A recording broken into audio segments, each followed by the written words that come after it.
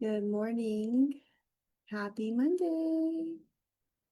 Sorry, just trying to get my screen all put together. Hi, everyone. Happy Monday. My name is Jillian Conley, and I am the Vice President of Marketing, Communications, and Strategies for the CEO Woman.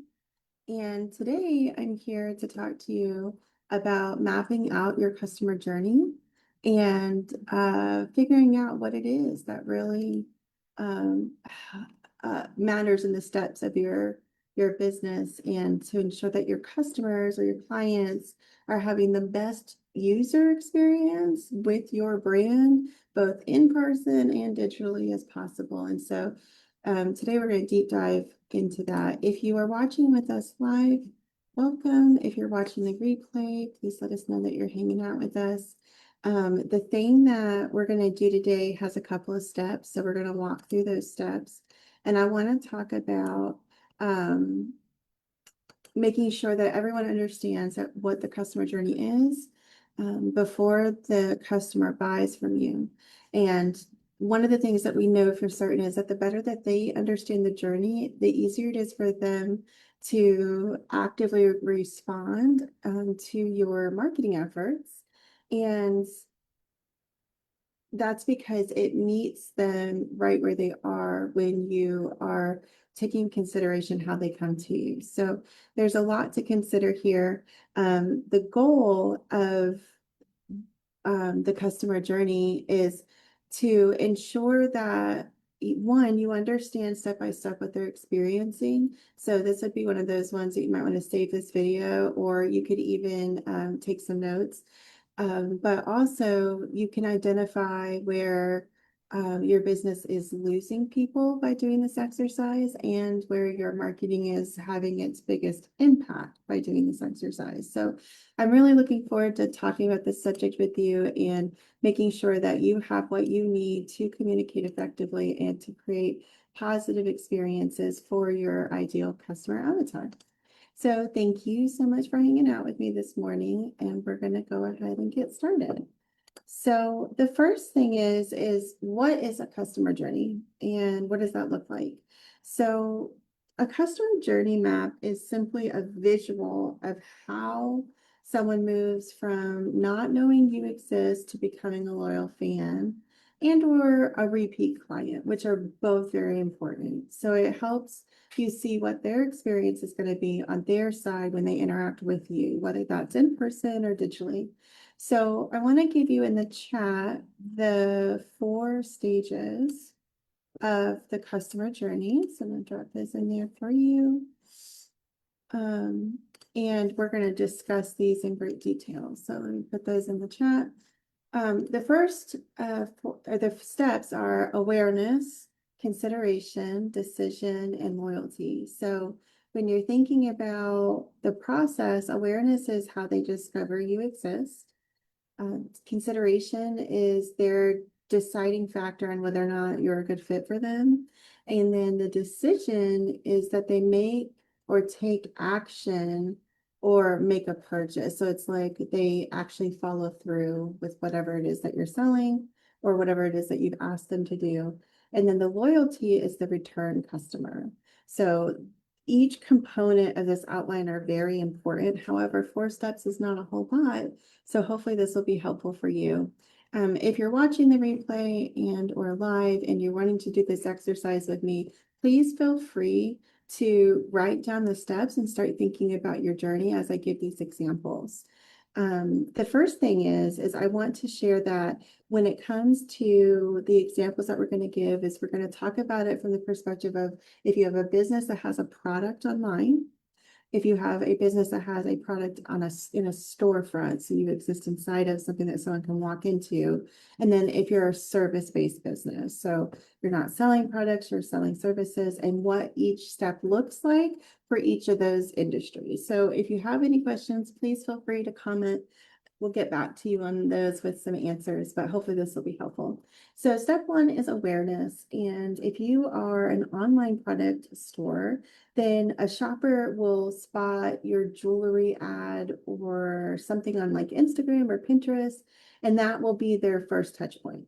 Or maybe they see you at a crafting fair or a local farmer's market or some kind of, pop-up event.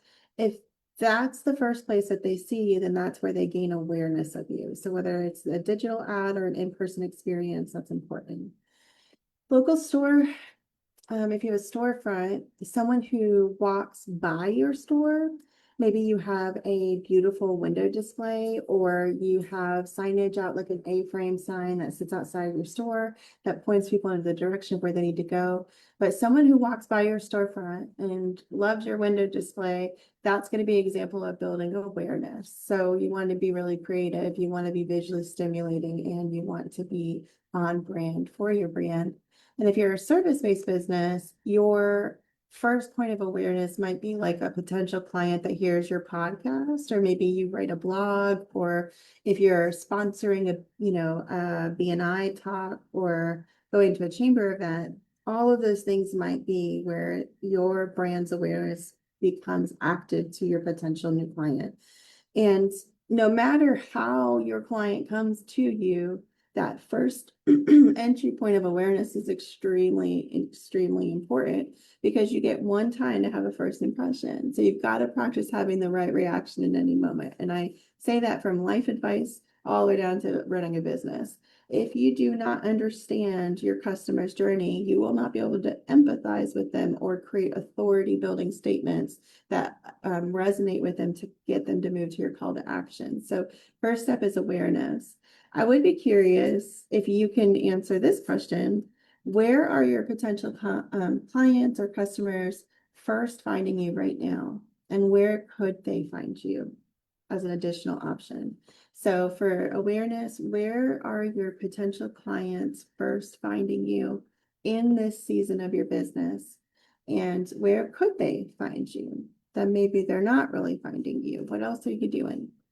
Now, for the second one, we're going to talk about consideration. So you're mapping out your customer journey and you're talking about awareness, they first meet you, and now consideration. So I meet you, I have a conversation with you, you tell me what you do, I tell you what I do, and then all of a sudden I go, hey, this aligns. I think I might want that. Right. So that's what we're talking about is consideration. Or maybe it's like driving by the same coffee shop 100 times and you're like, okay, I'm probably going to go try it because why not? That first impression is important. And then the consideration process for your client is equally important, if not more, because once you get them, you need to keep them and you need to be able to get a return on investment for the energy and financial commitment you're putting out there in order to support them moving through your journey as a client. And so for an online product, maybe it looks like they browse your website and they might even compare pricing or read reviews or something like that to kind of gain trust and authority with your brand. Local storefronts, it might look like them walking in and just browsing, almost like when, I guess that is window shopping, but like going inside. They might even stop and talk with your team or sign up for your newsletter. Ask if you have any events going on because you're a storefront. So those type of people are in a consideration mode and we're looking for those people. And then the third is if you're in a service-based industry, maybe they download your lead magnet and they watched your webinar that you put together. Or maybe you have an ad somewhere in a newspaper or a magazine and they find you from that and then get to your website and read through it and go, I'm not sure that I'm ready to make this decision, but then they sign up for your newsletter and take whatever free digital gift you're providing. So this phase of consideration is where content builds trust, and blogs, testimonials, videos, FAQs don't sell here. You build trust through blogs, testimonials, and videos, or even FAQs, but you don't want to sell your customer in consideration phase. You want to serve them. So I want to say that one more time. So in the consideration phase, we don't want you jumping the gun, and I hate that expression, but we don't want you going forward too fast and then getting yourself ahead of yourself where they haven't quite established that trust yet. So in the consideration phase, focus on blogs, testimonials, videos, FAQs, and then focus on being of service to them in that phase. Now, if you're let me, okay, so I want to go deep dive a little bit further. I've got some notes that I'm reading through to make sure I don't miss things. And it looks like we have enough time. So I'm going to dive in a little bit deeper. When the client is in a consideration phase, the next thing is like consideration, then decision, then loyalty. So when your client is in a consideration phase, they are considering you, therefore they're consuming you in some way. So digitally, they might be watching your social, they might be reading your blogs, they might be looking at Yelp reviews or something like that.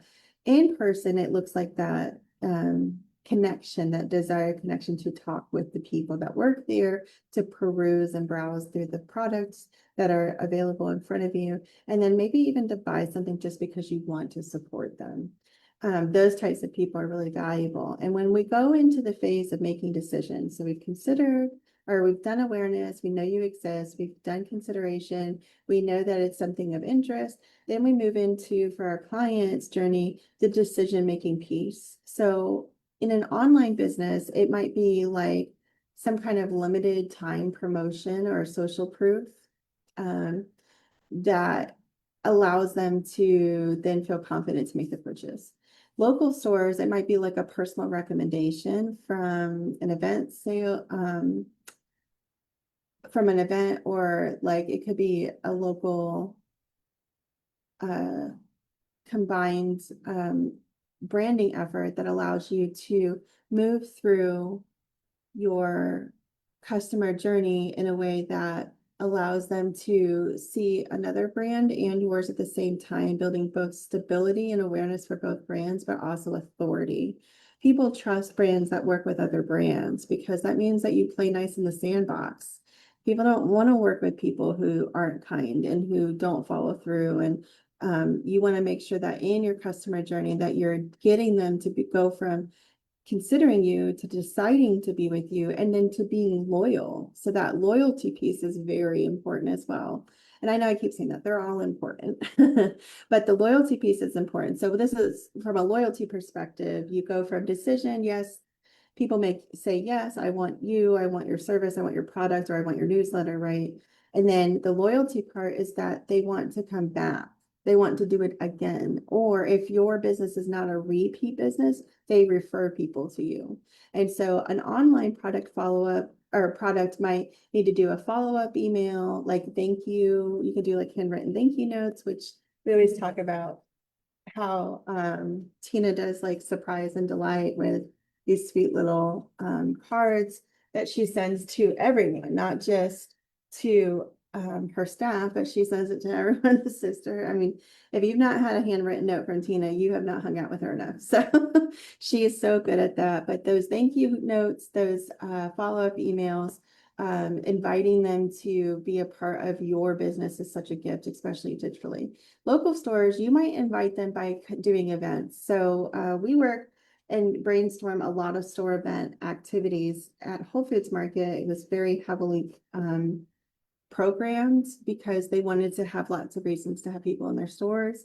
And Whole Foods Market is very much like a community-centric brand. And so we used to plan paint and sips where we would sample our wine, and that's the product we wanted to sell. But then we would bring in an artist to host a paint and sip, like a painting event. Or we would invite the library in the morning to come, and we would have story time on the floor in the middle of our cafe. And I'm not joking, we had to turn people away. Like the space only legally held 75 people, and there were like 120. They were upstairs, they were everywhere. So like when you start to think about local store invitations, it doesn't have to be just you going out, you can attract them in as well. And then service businesses, when building loyalty, it's the personalized check-in. It's the client appreciation events. I have to share this because Tina is so good at this. So if you're on our Facebook page and you look at the pin post, you'll see our 5-year anniversary. Tina did an appreciation event for all of our past clients to say thank you, because we would never have gotten to 5 years if we didn't have you guys, ladies. And so, and one gentleman or two along the way. And so with that being said, taking time, you don't have to have a big event, but like, what are you doing to say thank you to your diehard loyal fans? Keep them diehard loyal fans by loving on them and nurturing them. Now, loyalty marketing costs less than finding a new customer. So if you're looking at your budget and going, I really don't know where I'm going to find this, I can guarantee you have it. You need to stop wasting so much money trying to cultivate new friends and focus on nurturing the current ones so that they can cultivate your new friends for you. So if you've not ever done attraction marketing and you want to learn more about that, please do a call with me. I'd love to talk to you. The fourth step is this process is going through and we want to build your map out. So if you're watching with me, we're going to spend the next 15 minutes. So grab a piece of paper, grab a pen. I want you to draw 4 columns on your paper, and it's going to say awareness, consideration, decision, and loyalty. So we're going to give you 1 second to do that, and I'm going to read it again. So awareness, consideration, decision, and loyalty. And then this is what I want you to do. I want you to fill in what is your customer feeling, thinking, and needing in each stage. So what is your customer feeling, thinking, and needing in each stage? Then what touch points currently exist in your customer journey? What are you already doing to go above and beyond the bare minimum of start, finish, start, implement, and finish? And then what gaps or opportunities do you see? So if your awareness stage is strong, but people don't convert, your problem isn't visibility, it's clarity or trust. So when you're thinking about this process, those are all things to be in consideration. And I'm going to drop these in the notes section for you if you are actively doing that on with us. I see we've got 4 people watching. So thank you for joining me this morning. And if you have any questions for our friends who are watching, please feel free to comment. I am watching the Facebook Live as we do this. So to recap and kind of go through the different phases while you're doing your customer journey map. The first thing is remembering that online, in the awareness stage, online product-based businesses, you want to kind of imagine like a small boutique that sells like, I don't know, handmade jewelry as an example. And in the awareness stage, we want the customer to first see how beautiful and how aesthetically pleasing the jewelry is. And on Instagram, or maybe it's like Pinterest or whatever, we want to see them do things like, share, comment, save, message to people, share the stories, that kind of thing. And that initial visual hook is going to be the thing that brings them to your brand. So if they really like it and they connect with it and they do something actionably to move you forward as a business, like the engagement piece, then you know that you're prepped and ready to move this client from the awareness stage to the consideration stage. If you're a storefront product-based business, let's say it's a local home decor shop, a customer might notice a lovely window display while walking by, or see a flyer in the community or some version of that. And maybe there's an event happening in the store, like a sip and shop or something like that. Those are all things that help bring awareness to you versus having to necessarily always go out to the other person. And then consideration stage, giving that jewelry example. So if you're selling jewelry online or a product online, they could be browsing your website and then making a decision. So what does that user experience look like on your website? Is it confusing? Is it ambiguous? Is it too vague? Keeping in mind that in order for someone to make a buying decision to work with you, they desperately need clarity. If you cannot provide clarity, you will miss your opportunities consistently over and over and over again. And anytime you gain a client when you don't have clarity in your brand, I'd like to say that that's not a strategy, it's just kind of hope. And we don't want to hope that things are going to work. We want to know that things are going to work. And when they don't work, we learn, and then we want to shift and pivot from there. Now, for anyone who's watching us online, if you're doing the exercise, I'm refreshing now just to make sure that I don't see any comments. Okay, great. So if you're doing this with us online, you are welcome to ask questions. So as we go through all of these stages,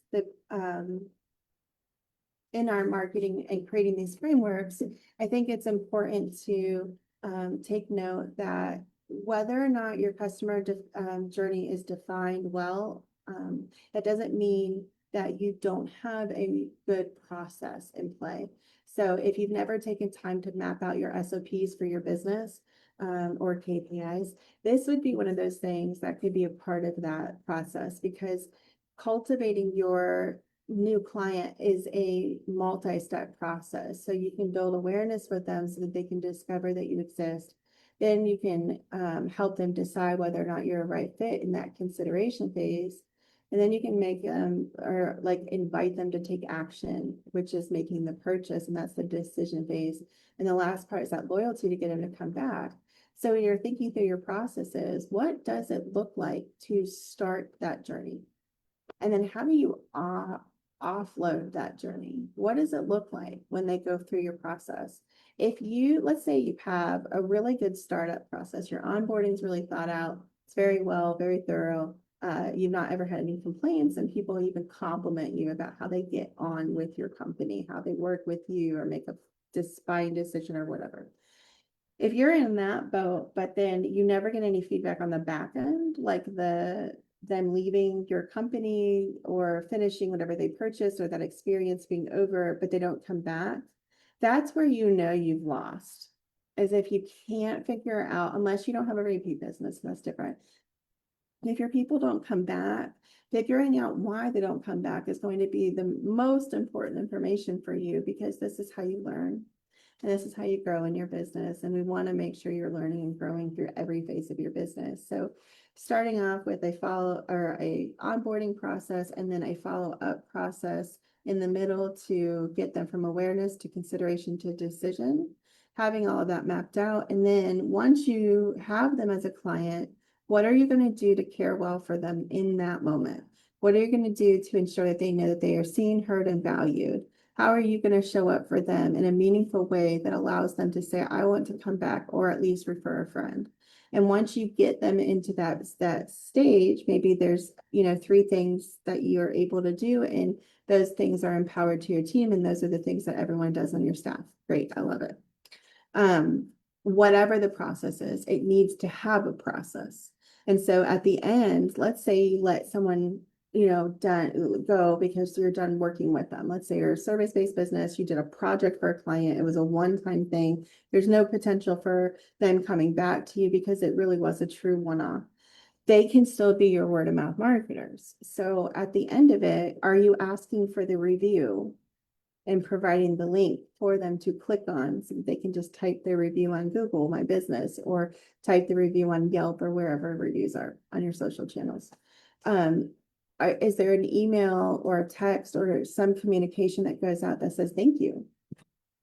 Just a simple thank you. We always like to thank our clients when we wrap up projects, because regardless of what business you're in, when you close a project with a client, you're genuinely growing as a company. And that is a gift. It's a gift to have people take a risk on you. It's a gift to have people say yes to you and be willing to walk through something with you, especially if you're in beginning phases. And it's okay to be honest about your capabilities. And that's something I think we need to always be focused on, is that your capabilities don't define you as a person, but they do define your business's reputation. So your ability to do everything for everyone all the time is not the goal. The goal is to be very good at delivering on the 3 pillars of what you offer as a business. If you have more than 3 pillars, then you need to have 3 pillar categories that everything in your business falls under. And this part is really important, because when we talk about clarifying your message so that your client can make those make those decisive points to sign up and work with you, when we talk about that loyalty piece, we have to be sure that there's not ambiguity. If they get to the place where they can make a decision, but the only call to action is to sign up for your newsletter, but they can't figure out how to book a call with you, and what they want to do is book a call, not everybody's going to pick up the phone and ask you why your website's incomplete. I'd probably argue that no one is going to do that. Although some people like to point out other people's mistakes, which, whatever. So if whoever the type of client is that you pull into you, if they're not willing to tell you why you're losing them, or they're not willing to tell you why they didn't make a decision to buy, chances are there was a lack of clarity in that moment that needs to be redefined.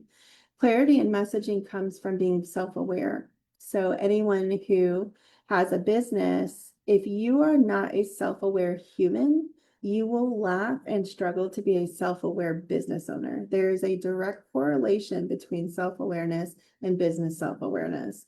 And so, especially if you're the person who started the company, who runs the company, implements, grows, scales, all of that, if you are active in your business, you are the main character. And so we want to make sure that you're taking care of yourself, that you're taking care of the business's needs, and that you're really getting to know what your business does, who it serves, why it does what it does, and what impact it's going to have, so that when it comes to the conversation around motivation, we just get rid of that. Nobody's really ever motivated. I mean, it's always nice when we get that happy chemical dump. That's delightful. But the truth is you're really never going to be motivated to do your QuickBooks review or reconciliation of your bank statements, or you're not going to be in the mood or motivated to, maybe even implement the project you just sold. Whatever the problem is or whatever the focus is in your business, motivation cannot be the thing. It's got to be discipline. And discipline inherently, I think, has a negative connotation to it. But when we think about discipline, if you would come with me on this journey, I'm just going to hold your hand for a second. Let's call discipline self-love. Does that work for everyone? Self-love, because this is how we love ourselves, by putting in systems that work for our greater good. This is how we love our businesses, by putting in systems and processes that are for the greater good. Anytime we show up for our businesses with a great deal of intention, and of course, with that level of self-awareness of where your business is, where you are, how much can you take on, how much can you manage and handle, and then who are you going to have support you? When you know all those answers, and anyone going, well, what questions are we asking ourselves for self-awareness? The bare minimum that has to be defined in your marketing always is who, what, where, when, why. So if you don't do that, you've got to figure out how to do that in asking who are you doing this activity for? When is it going to happen? Where is it going to happen? What time is it going to be? And then how do they get involved? What is the description? And what's the follow-up process? Do they get a reminder before that activity, date, or event? Do they get an after thank you text? Do they get an email? Do they automatically move into something systematically into your business that allows you to nurture and cultivate them? Or are you genuinely just losing them into the abyss of the internet? So taking time to be self-aware with yourself, with your business, is going to allow you to define your customer journey. The more you do these I was gonna say workouts, the more you do these exercises, the better your self-awareness for your business will be. So to wrap up for today we're talking about your customer journey and mapping that out. And what we're talking about is outlining the 4 stages: awareness, consideration, decision, and loyalty. Be confident in your process and don't be so in your head about it. It's okay if you don't like your journey. Fix it. That's the whole point of what we're doing today. So my encouragement to you is take the next 15 minutes to map this out. Where do they discover that you exist? How do they make a decision on whether or not you're a right fit for them? What are they going to do to take action? Or how are they going to take action? And will they come back or refer a friend? That's what we're trying to identify for that perfect customer avatar. So anyone who has joined me today, thank you so much. It's such a gift. I really appreciate you guys watching with me. Anyone watching the replay, feel free to let us know you're watching. If you have any comments, anything you want to add, I would love to hear your own experiences as well. You can drop that in the comments, and then we'll see you on Wednesday for our business talks, weekly business talks. So thank you so much for joining me. I hope you all have a lovely week. Happy Monday. We'll see you soon.